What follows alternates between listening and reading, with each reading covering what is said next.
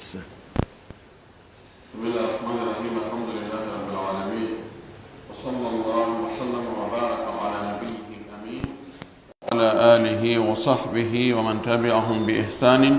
واستنى بسنتهم وسلك طريقهم إلى يوم الدين. اللهم لا علم لنا إلا ما علمتنا إنك أنت العليم الحكيم. اللهم علمنا ما ينفعنا وانفعنا بما علمتنا وزدنا علما. اللهم اجعل علمنا حجة لنا لا حجة علينا. رب اشرح لي صدري ويسر لي أمري واحلل عقدة من لساني يفقه قولي. قال المؤلف رحمه الله: وعن أبي هريرة رضي الله تعالى عنه قال: بال أعرابي في المسجد فقام الناس إليه ليقعوا فيه، فقال النبي صلى الله عليه وسلم: دعوه وأريقوا على بوله سجلا من ماء أو ذنوبا من ماء، فإنما بعثتم ميسرين ولم تبعثوا معسرين. رواه البخاري. يتي الله سبحانه وتعالى تدد مون توب دو سني دو هاندو دو يتede yentoriyo juulu en ala ramen Muhammad sallallahu alayhi wa sallam o mo onuli e meden sabu yurmede yo juule sahaba ɓen fof o juula e dendanangal jokkuɓe laawol ngol nelaɗo jokkunongal yo Allah jokkingal ngol laawol. Allahumma amin. walli fiiɗon ɗo yo Allah yurmen e yurminamo mo jokki mo soggande e maakuji nelaɗo ɗi woni e makande en ɗin fi muñal e waɗugol doy e wondugol e newende ko ngal dambugal ɗon wonde e muɗum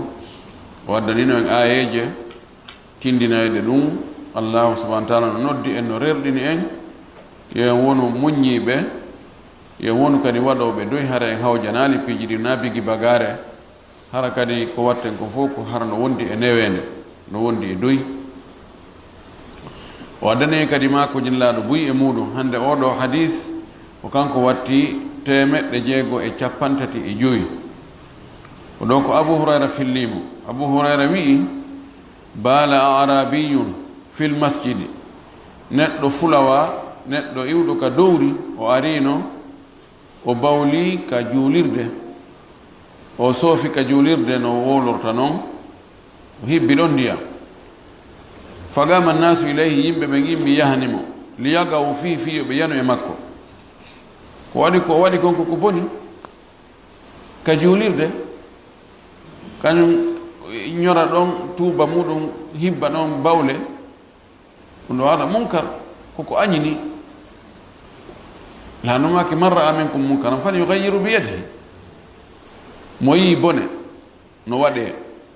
sihi mo wawi ittirgo jungo ko yo ittiri jungo ngo kisan, sabu no accugol on bone waɗe ɗon yimɓe ɓe yiya waɗa ha yiɓe ɗon ɓe gi na jaka du ɗum na ella, kañum kadi waɗoya ɓe hawti kisan, yimɓe hawti kisan hey quoi liyaga'u fihi fiyo ɓe yanu e makko. faqala annabiyu sallllahu alayhi wa sallam, laaɗo Allah o maaki: da'uhu, tertemo, accitemo. wona wonde mane laaɗo no qirri wonde ɗum no waɗe koy, kono hunde no won hara no boni, kono ta waɗɗo on anda. si tawi waɗɗo on anda no boni ko ɗum wasi o waɗiri, oɗo ko yo andine. aljahilu yo Allah. kono no woni lekki ki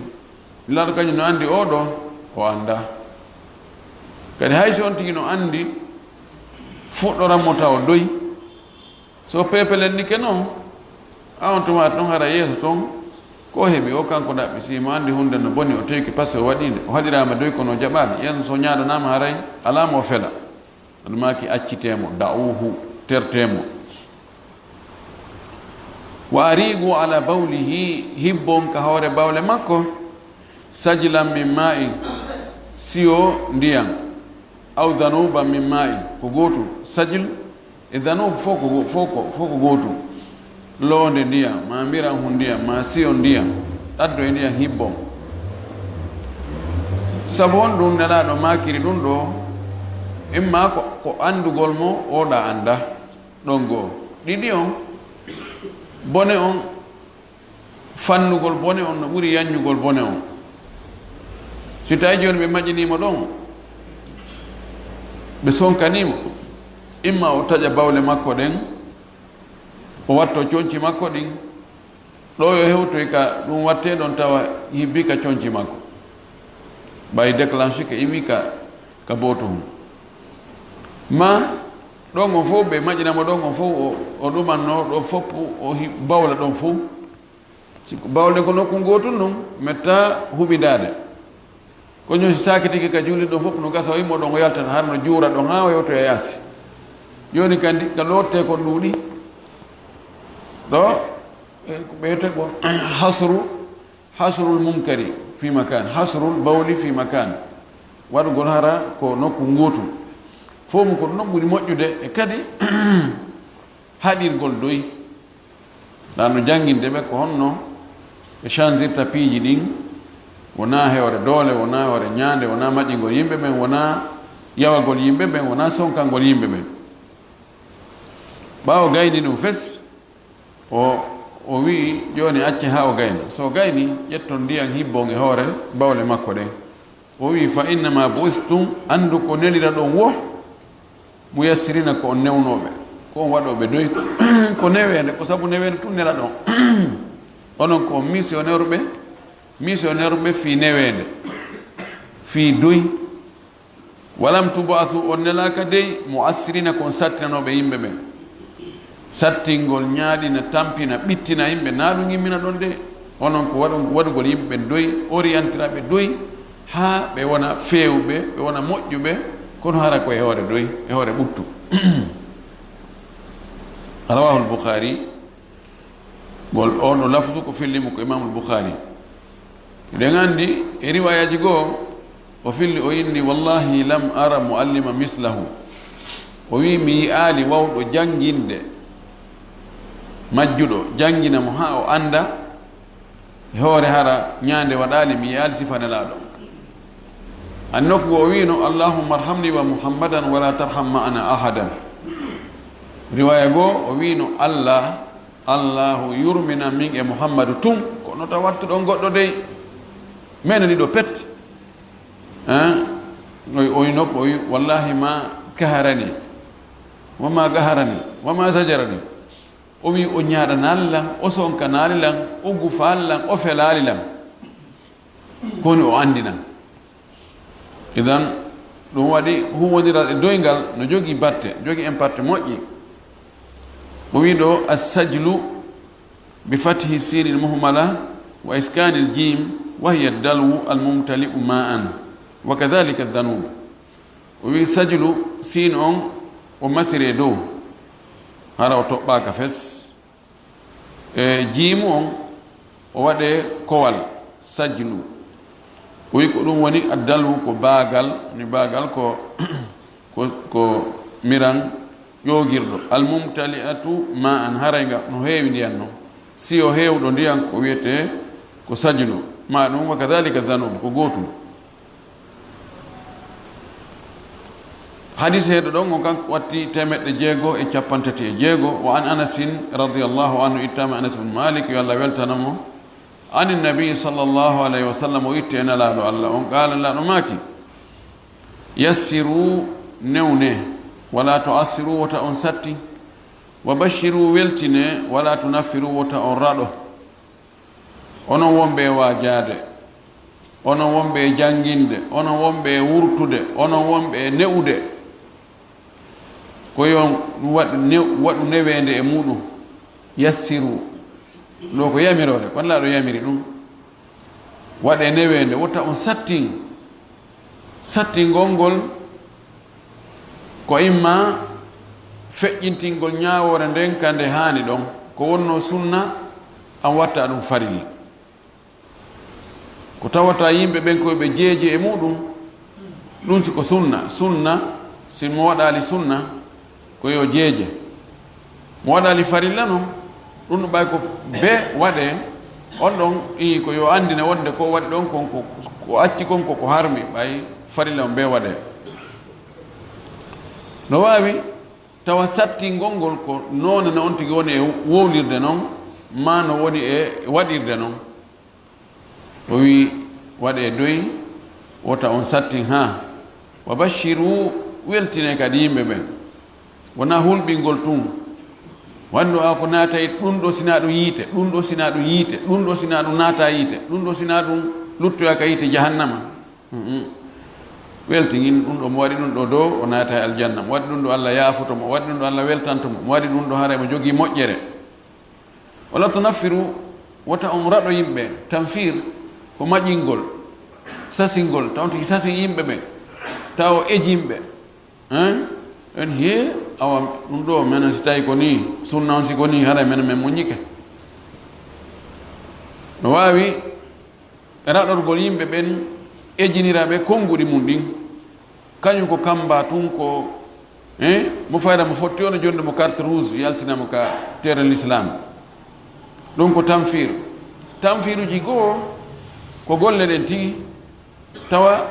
jikku on tigi on comportement on tigi on tawa fof no huuli menen ɓeeɗo wallahi menen ɓeeɗo men wawata wondude e ɓeeɗo de ɗum ɗo menen ɓeeɗo ko ɓe jokki ɗo ko ɗum ɗo men ɗum ɗo menen min muññike siko ɗo moƴƴere nden woni e hani ɗo ene mi so tawi aljanna o ko ɓeeɗo heɓoto ara mi muññike mi acci ɗo mi tanfir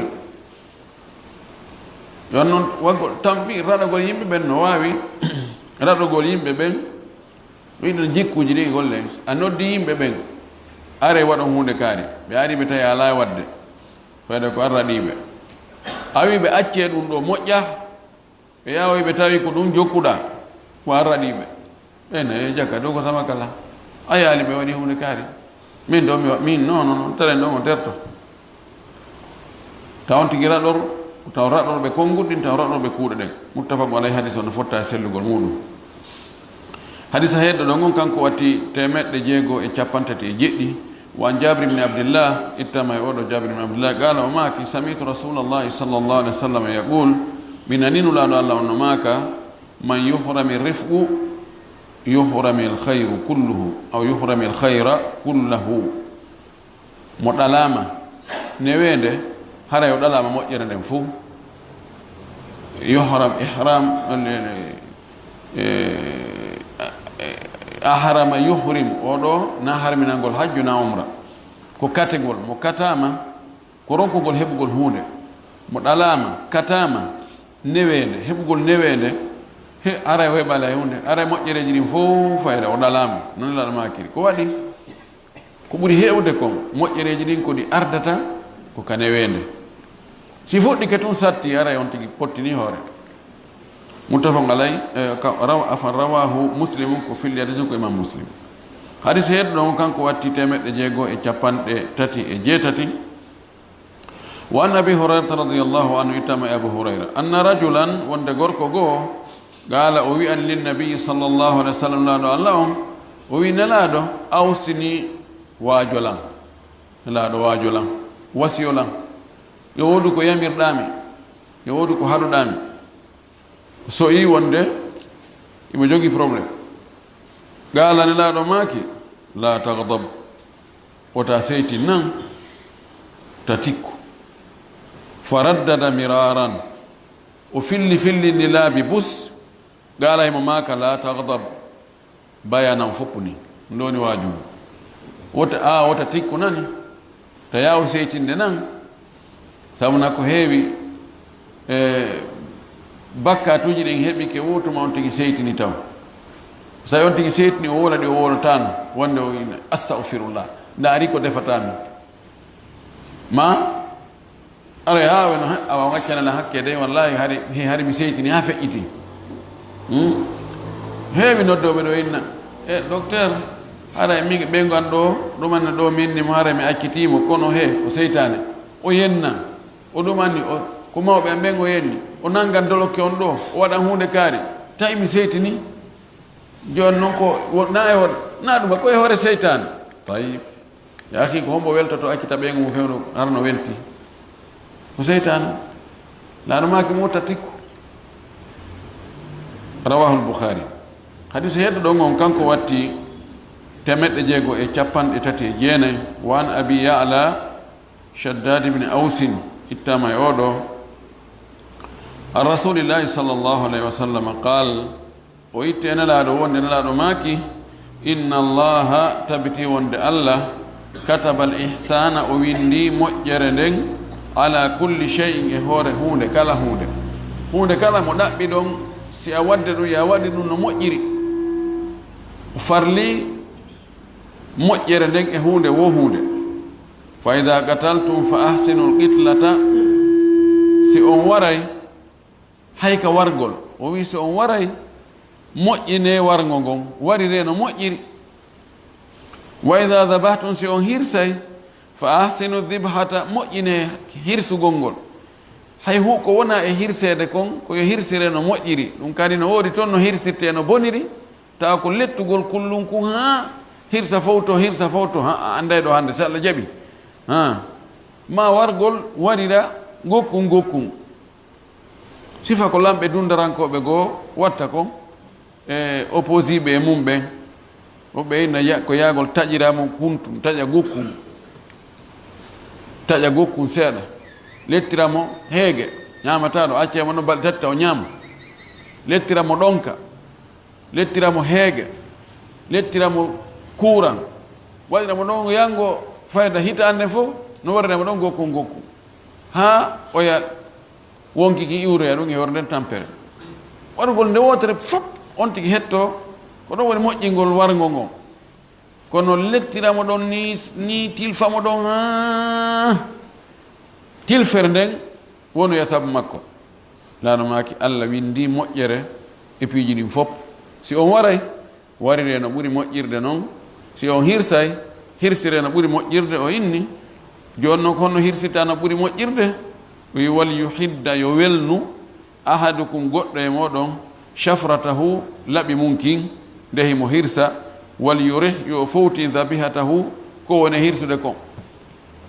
hirsa taƴa nde wotere taƴa ko taƴete kon fof on sa taƴi ɗaɗi goo a taƴi wadda hulɓum on a acci wadda juwol gotol ma acci mari on joni fofal ngon a taƴiri sengo ngo fofal ngo no yaltiri ɗon no feƴƴude no kono taƴali few ko neɓa pitipitinaɗo ɗon dampita ɗon ha oyo laɓiki yo taw no weeli ko taƴete kon kadi taƴa fof nde wotere ɓutta rawahu muslim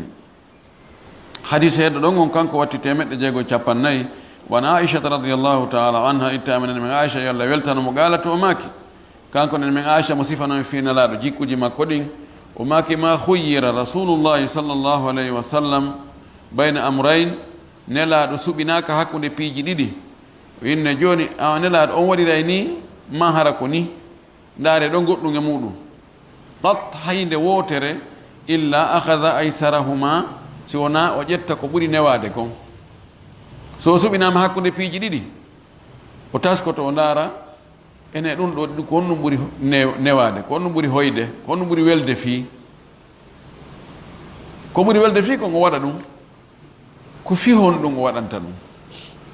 ko fi hoynangol en enen wonno waɗi piiji gonɗi ko kanko sattanama mo wakkili courage few kono ɓay ko wiyaɗen ko yen ñentimmo joni noon so ƴetti ko ɓuri sattude ko ine heɓɓay ko ɗum laɗo wanno haare koye wakkilu ɗen waɗen ɗum o ndaara ko ɓuri newade kon saabu hoynangol mofte makko ɗen ko ɗum himo anduno gosagol fewndu wo julde ko ɗum ɓuri moƴƴude kono o wi lawla an ashuqa ala ummati la amatum bi siwaki inda kulli salati si naafita mi sattina mofte an ɗen mi yiya mi renoɓe gosagol fewdo julde o julde ani ko accita piiji ɗi ko sabu mofte makko ɗen o wi malam yakun ithman fannin konko ɓuri hoyde ɗon wonali hara ko bakkatu so suɓinama noon ma piiji ɗiɗi ari hino ɗum ɗo no satti kono bakkatu ala e mum ɗum ɗo no hoy kono bakkatu no e muɗum o innama joni ko goɗɗum e mum watta ɗon o ƴetta ko ɓuri hoyde kon ɓay bakkatu no toon ka bakkatu won wo o tawaka kono si tawi ɗum ɗo no hoyi ɗum ɗo no satti fi kala haray baraji ɗin ko ka ɓuri sattude ɗon ko ɗon ɓuri kono o ƴette ka ɓuri hoyde ɗon ɓay bakkatu ala fi foyguintinalngol mofte makko ɗen hoynana ɓe yurmegol ɓe ɗon ɗo ko yusro ko newande ɗen ni o wi ɗo fa in kana ithman si tawi noon ko ɓuri hoyde kon ko bakkatu kana nelaɗo latinoke abada nnasi minhu ko kanko ɓurta woɗɗitade yimɓe foppe ɗum ɗon kala ka bakkatu woni o ɗon on yimɓe fof ko kanko ɓurta dogude ɗum pottito. wa man tagama rasulullahi sallllahu alih w sallam li nafsihi fi cheyin qat, nelaɗo yottanaki hoore muɗum e fi hunde nde o waɗa hayde wotere. O yotto tawa ko wigol ha e yiide komin watta ɗum, komin wiyata ɗum, komin ko dignité an noon, ko teddugal an memuɗa, o naati e surface an on. Kanko watta ɗum few. o wi illa an tuntahaka, si wonara hunca hurmatullahi, hurum Allah on.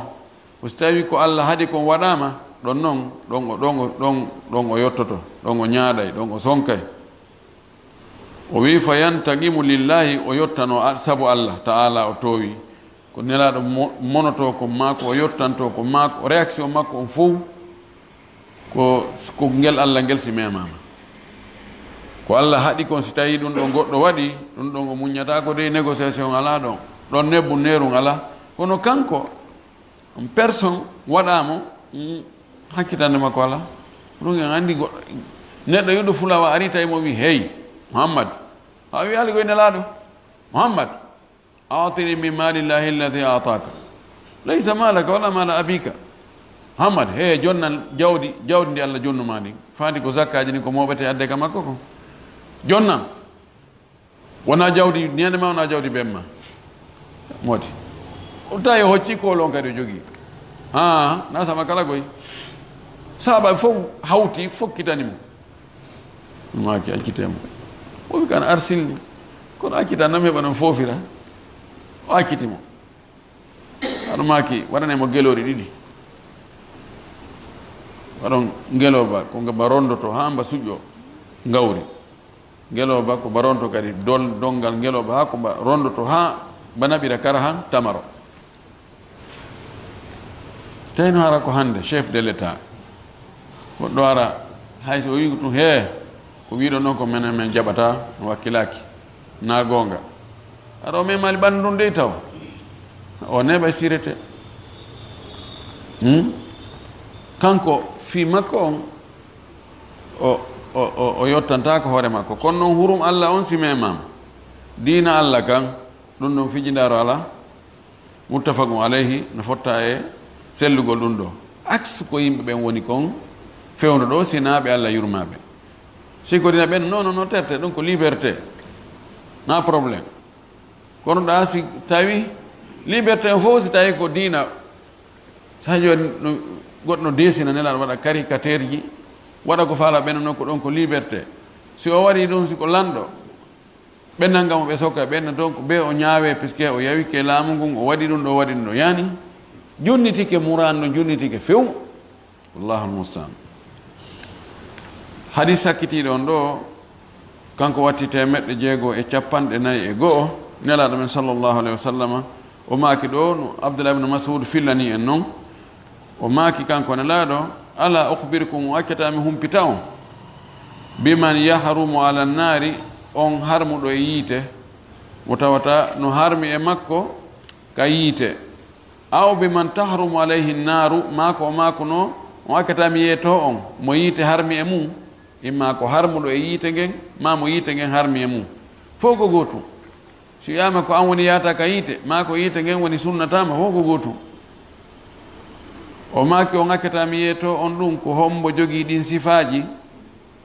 taban qalu bala, ɓe wi haray ko min nelaɗo yeeto men ko hombo yiite ngen harmi e muɗum.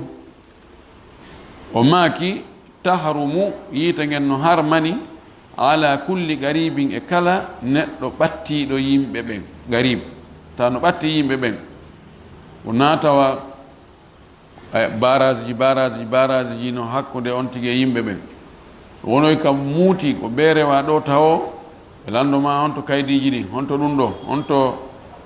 addu ɗo dentité ma on taw, aristri ɗo taw, téléphone ji ɗi yo wonɗo, feƴƴa ɗum kadi yaha nokku goto, ɗon kadi hewta yakarɗa no woɗɗiti no ɓeri to.